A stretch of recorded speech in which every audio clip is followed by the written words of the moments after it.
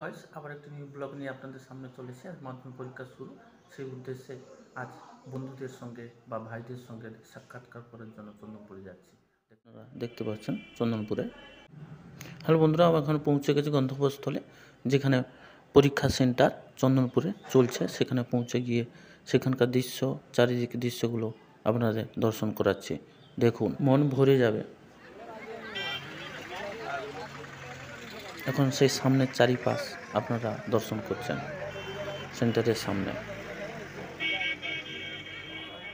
সেন্টারের সামনে চন্দনপুরে যে মানুষের সমাগম বা অভিভাবকদের সমাগম, আপনারা সেটা দর্শন করছেন।